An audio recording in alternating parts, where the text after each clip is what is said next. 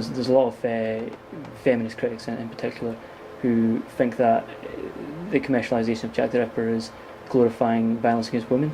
Do you buy into that? Do you think that's... Personally, I don't see how that stands. Jack the Ripper, the museum in general, we talk about the women. In fact, that's all we talk about, the victims and their circumstances. We know nothing about the killer apart from the name. And that's what we say to people as they come to the museum. We will find out as much as we could about the women, the victims, and their circumstances, and the way they lived back in the 19th century. End of. There really is nothing to be said more than the name that was given to the person that we call Jack the Ripper.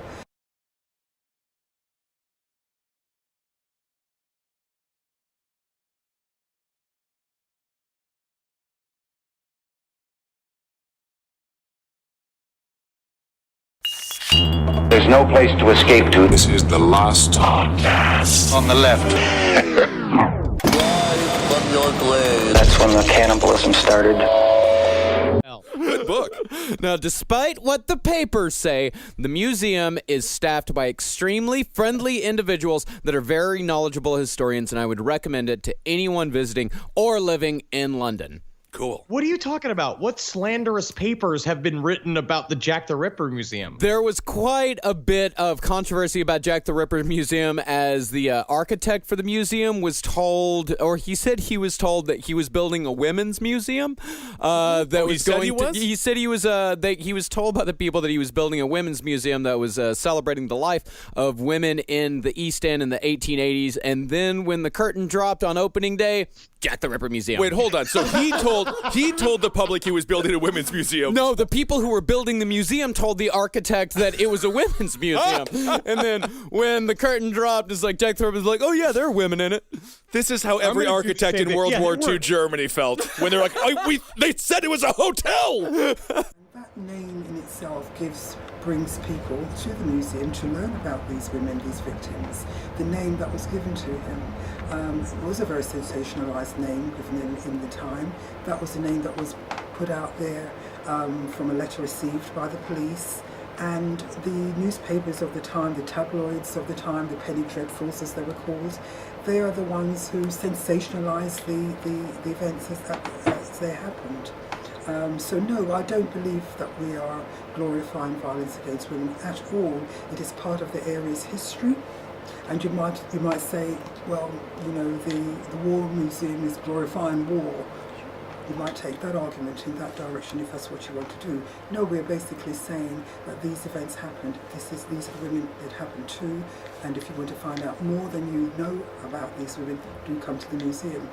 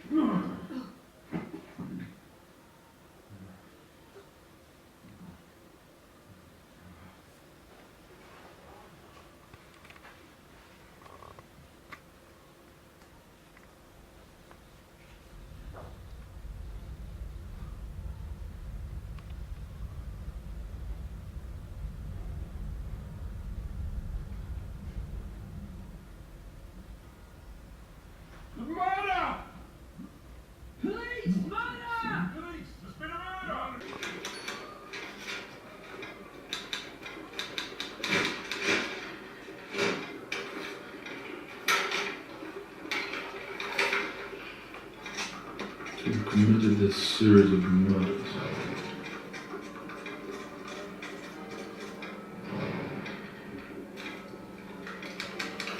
Mr.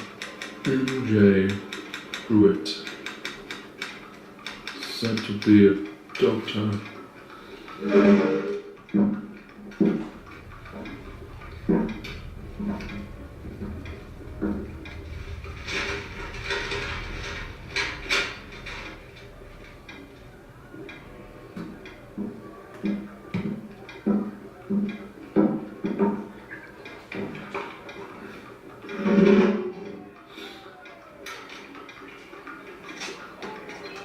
Who disappeared at the time of the Mellors Court murder. Whose body, which was said to have been upwards of a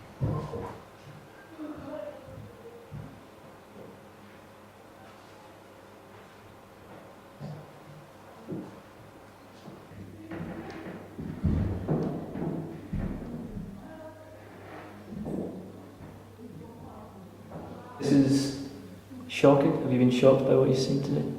It's pretty gory, Yeah. He's one of the first serial killers, so he kind of paved the way for generations to come, and it's just interesting to see.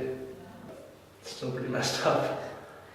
And just last question. There was a bit of controversy about this museum because the architect was told he was building a women's museum apparently. I don't know if that's true. That was a rumour anyway. Yeah. And a lot of people have called, not for its closure, but a lot of people have complained that it's been built in the first place. Do you agree with that, or do you think it's okay this year? I feel like it teaches you a little bit about the atrocities that happened, and I don't know, just spreads awareness. Obviously, it's not great to give him fame or anything for what he did, but it's interesting to say the least. Someone's going to do it. Like, anybody's going to do it.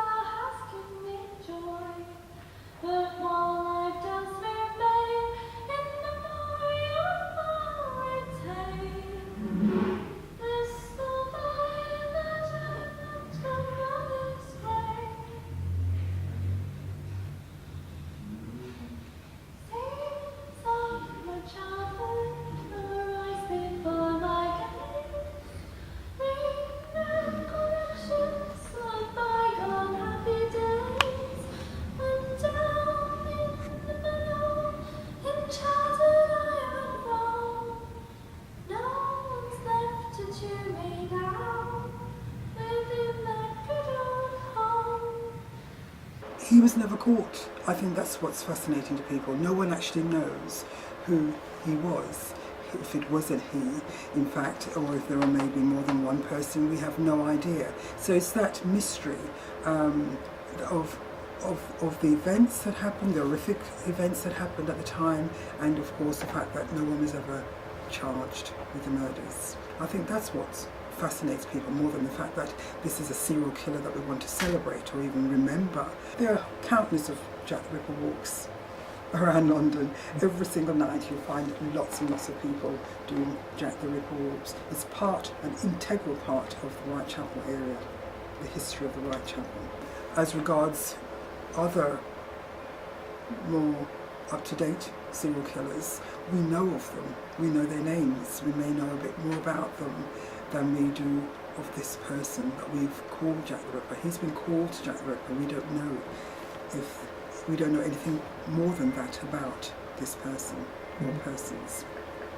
And so do you think that's why people feel more comfortable sort of commercialising them, or more comfortable, because it's sort of treated as a murder mystery almost, so when you see the stuff round about there, it's like, can you find the clues to find out who Jack the Ripper is? And as I said, there's like, teddy bear there, and there's hundreds and hundreds of books and countless documentaries made about him and whatever else, in a way that is quite unique. I think there's really any other figure like that who's been quite so, put out there. Yeah. Do you think that's because we don't know who he is, so we feel a bit more comfortable I about think it? that's more than that's it. I think 99% of it is the fact that no one knows. Turn on the television any day at all and you will find murder mysteries, police programs trying to find the killer, solving the murders of people. They are very, very popular. People just want to get to the bottom of things, and the fact that they can't, and there's even probably now no way that we will ever get to the bottom of these killings, is what keeps people asking the question or coming up with their own theories as to who it could have been. After all the stuff that we've covered, all the serial killers that we've covered, it's never that clean. There is never a story. It's always a mess. It's always madness. There's nothing there that's an actual narrative. You know, it's been a long time. It's been a very long time. It's been like 140 something years. Am I wrong? Was that good math? It's about 130. All right. Right around there. And so It's 1 year off from being 130. almost 130 years. You know, Jack the Ripper didn't get caught. Let's go for everyone's right. Yeah. A conclusion where everybody's right, like the end of the movie Clue. They all did it. They all did I'm it. going to go home and sleep with my wife. But I will put it this way: Jack the Ripper is still it's a really Oh, my compelling goodness. case. Yeah. Well, there's a reason why we did 5 hours of it. Yeah. Yeah. Read all of the stuff on it. It's very compelling. You'll be a blabbering idiot as well. All right, everyone. Thank you guys so much for listening, and thanks so much for supporting us with the Patreon and all those things. We have a bunch of fun things.